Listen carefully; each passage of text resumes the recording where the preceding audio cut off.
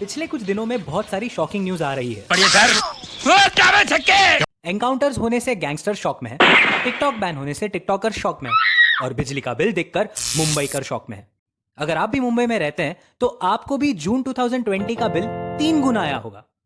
लेकिन अगर मैं आपसे ये कहूं कि 1 अप्रैल 2020 से इलेक्ट्रिसिटी टैरिफ रेट्स यानी कि बिजली के दाम बढ़े नहीं है बल्कि कम हुए हैं, तो मुंबई में मेजरली 3 इलेक्ट्रिसिटी डिस्ट्रीब्यूटर्स है, अदानी इलेक्ट्रिसिटी, टाटा पावर और बीईएसटी। इन सबको कंट्रोल करने वाली regulatory body Maharashtra electricity regulatory commission ने हाल ही में इन तीनों कंपनियों को अपने पर यूनिट टैरिफ चार्जेस को कम करने का ऑर्डर दिया है और इस ऑर्डर को 1 अप्रैल 2020 से लागू करने को भी कहा है। पर फिर भी आपका बिजली का बिल इतना ज्यादा कैसे?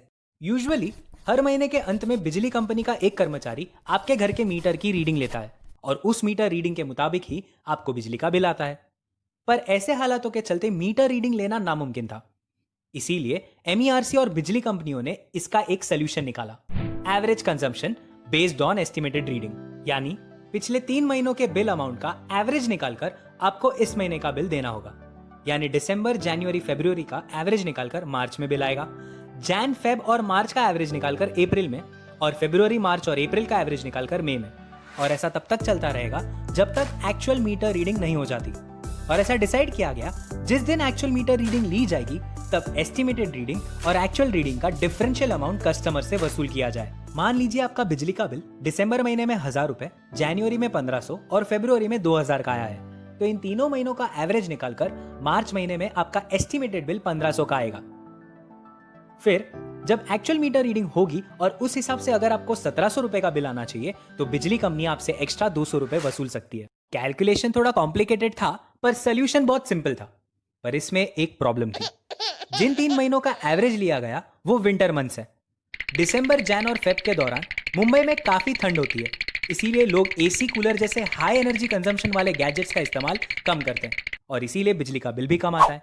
लेकिन फिर आता है मौसम ठंडे ठंडे डर्मी कूल का, यानी गर्मी का।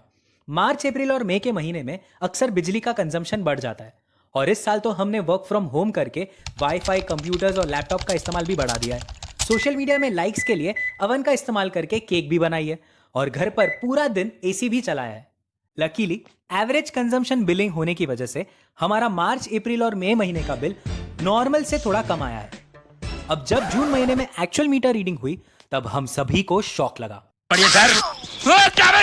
डिफरेंस अमाउंट की मंथ वाइज डिटेल्स आपको आपके बिल के पीछे एक रेड बॉक्स में मिल जाएंगी। लेकिन आम जनता से लेकर सेलिब्रिटीज तक सभी बिजली के बिल से परेशान है। मुन्ना भाई के सर्किट यानी अरशद वारसी ने यहां तक कह दिया है कि वो अपनी पेंटिंग्स बेचेंगे ताकि बिजली का बिल भर सके। किस चीज की पेंटिंग है ये? घास खाते हुए घोड़े की पेंटिंग है। अच्छा, तो इसमें घास कहाँ है? वो घास तो घोड़ा खा गया ना। लोगों की ऐसी फाइनेंशियल कंडीशन को देखते हुए गवर्नमेंट ने इस बिल को भरने के लिए 3 महीने का ईएमआई ऑप्शन भी दिया है। बहुत से लोग ये भी कहते हैं कि अगर बिजली का बिल नहीं भरा तो आपका बिजली का कनेक्शन कट जाएगा। ये एक बहुत बड़ी अफवाह है। एमईआरसी के प्रेस नोट के मुताबिक अगर इस बिल से ग्राहक को कोई भी शिकायत हो और उसने बिजली का बिल ना भरा हो तो बिजली कंपनियों को उसका कनेक्शन काटने का हक नहीं है। अगर आपको भी इस बिल से कोई भी प्रॉब्लम है तो आपको कंप्लेन रजिस्टर करनी पड़ेगी। कंप्लेन करने के लिए आपको लाइन में खड़े रहने की जरूरत नहीं है।